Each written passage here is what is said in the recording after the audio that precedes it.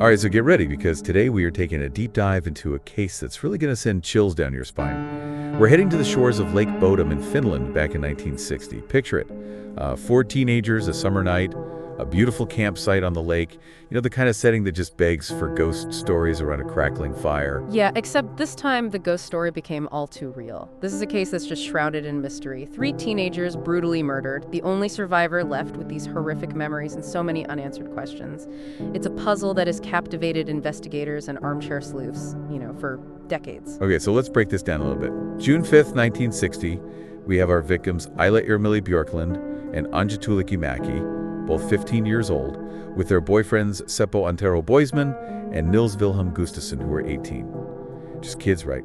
Out for a weekend of camping. What could possibly go so wrong? Well, that's the thing, right? What makes this case so disturbing is the sheer brutality of the crime scene. Imagine the sun rising and revealing this. A tent, ripped apart bodies with savage wounds, and no sign, no trace of the murder weapons. It wasn't just a crime, it felt like a statement. And to add to the mystery, the initial investigation seemed to just misstep at every turn. The crime scene wasn't properly secured, evidence went missing, and the eyewitness accounts were just all over the place. It's almost as if the chaos of the scene itself infected the investigation.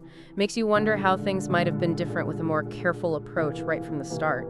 Even the fact that the motorcycle keys were left untouched at the scene raises more questions than answers. Why take some personal items and leave others? Deliberate misdirection, maybe. It's a detail that definitely sticks with you. And then there's Mila Björklund's injuries, the brutality of it all, and the fact that she was found undressed. It hints at something much more personal, don't you think? Absolutely. This detail, along with the fact that Gustafsson was found on top of the tent, kind of suggests a possible crime of passion. Could jealousy be the driving force behind this whole horrific act? So let's talk about the suspects. First up, we have Pentti Sweninen. This was a man with a history of violence who actually confessed to the murders while he was in prison. Yeah, his confession was a major development in the case. But then he takes his own life shortly after. Did he take the truth to his grave, or was this just the act of a troubled man seeking attention? It's a twist that casts doubt on everything. Yeah, it definitely makes things more complicated. And then we had Valdemar Gillström. He was the owner of a kiosk near the lake, and he was known for his hostility towards campers, even going as far as cutting tent ropes and throwing rocks at them. What was with this guy? Gillström was a real enigma. There were rumors that he confessed to the murders, and then there's this strange incident where he flooded his own property by overfilling his well. It's almost symbolic, isn't it? Like a subconscious act of guilt. And then to make things even creepier years later, he drowned in Lake Bodom. It's almost like the lake itself demanded some kind of reckoning. That's some seriously eerie stuff. So we've got a confessed killer who commits suicide and a hostile local who meets a watery end in the very same lake. And it gets even more complex with Hans Assmann, a German national who's in the area at the time. Assmann's presence sparked so much speculation. Theories connected him to everything. The SS, the KGB. He was painted as this shadowy figure, possibly involved in espionage, even linked to other unsolved murders. It's like something straight out of a spy novel. Almost too wild to believe, right? But as much as we love a good conspiracy theory, sometimes the truth is much simpler. The police ultimately dismissed Assmann as a suspect. He had a solid alibi, and sometimes the most outlandish stories aren't the ones that hold the key to solving the mystery. Yeah, exactly. As tempting as it is to get caught up in those sensational theories, we have to remember that sometimes the answers are right there in front of us. Even with Assmann ruled out, though, we're left with this mystery. It's like a puzzle where every time you think you've found a piece, it creates even more questions. And this case has a ton of those tantalizing pieces. Remember those missing murder weapons we talked about? If this was truly a crime of passion, a spur-of-the-moment kind of thing, wouldn't the killer have used whatever was just lying around? The fact that they were never found suggests something else, right? Premeditation, a chilling level of planning.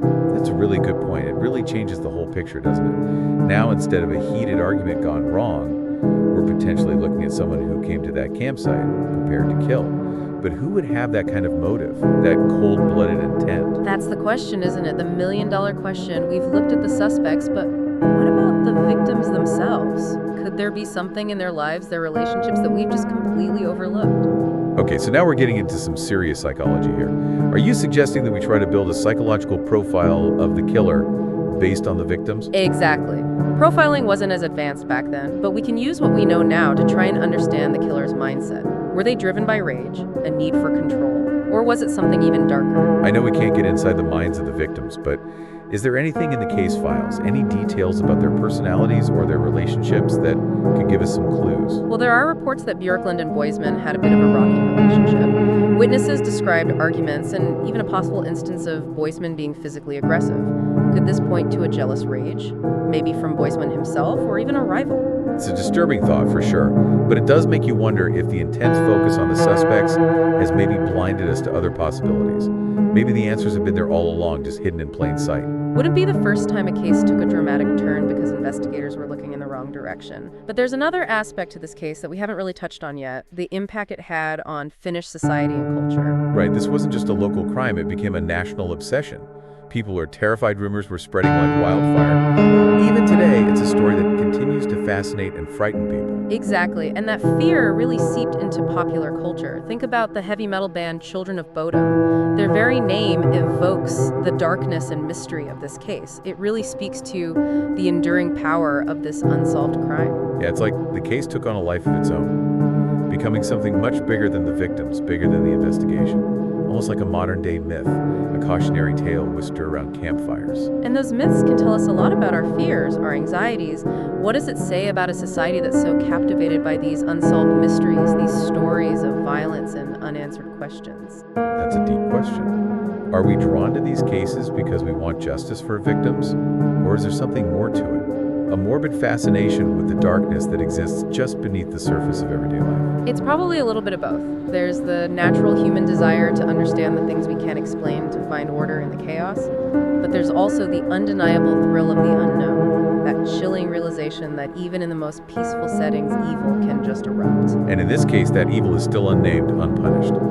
But then decades later, the case takes this shocking turn. You're talking about the arrest of Nils Gustafsson, the sole survivor. Imagine being haunted by the memories of that night and then being accused of being the one responsible. It's like something straight out of a nightmare.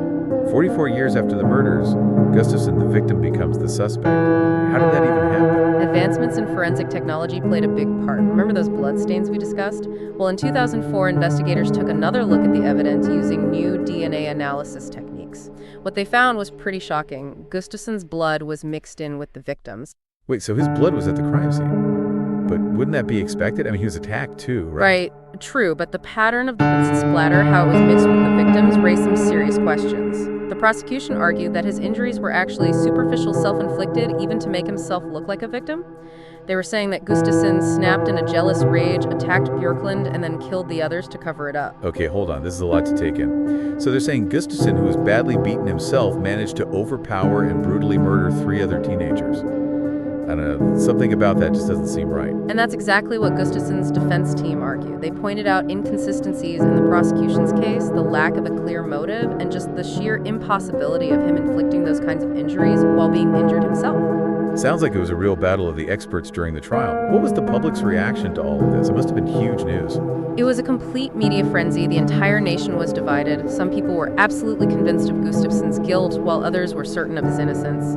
After months of investigation and legal battles, the jury finally reached a verdict. Come on, don't leave me hanging. What was it? Not guilty. Gustafsson was acquitted of all charges. He was a free man, but the cloud of suspicion hung over him.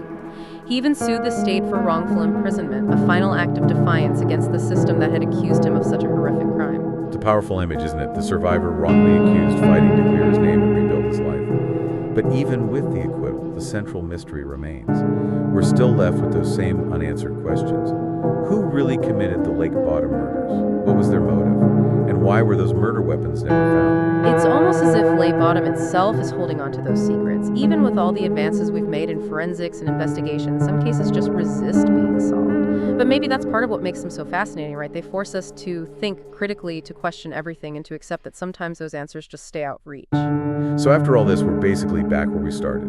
It's a story filled with twists and turns, false leads and clues that lead to dead ends. Makes you wonder if we'll ever truly know what happened that night. It's a reminder that sometimes the most unsettling mysteries are the ones that remain unsolved. But that doesn't mean we should stop looking for answers. Every detail, every piece of evidence, every interview could be the key to unlocking the truth. And maybe somewhere out there someone holds that key. Maybe someday a new piece of evidence will come to light, a witness will step forward, or a fresh perspective will highlight something that everyone else has missed. That's the thing about cold cases. There's always a glimmer of hope. Technology keeps advancing, memories can resurface, and sometimes justice is served even after decades of silence. Until then, the Lake Bodom murders will continue to fascinate and haunt us. They challenge our understanding of human nature and remind us that even in the most tranquil settings, darkness can still take hold. So tonight, when you close your eyes, think about the shores of Lake Bodom, the whispers of the wind, and the secrets that lie beneath those still waters. And just maybe you'll have a flash of insight, a connection that's been missed. You could be the one to finally crack this chilling case wide open. Thanks for joining us on this journey into the heart of an enduring mystery. Keep those detective minds sharp and stay curious. See you next time on The Deep Dive.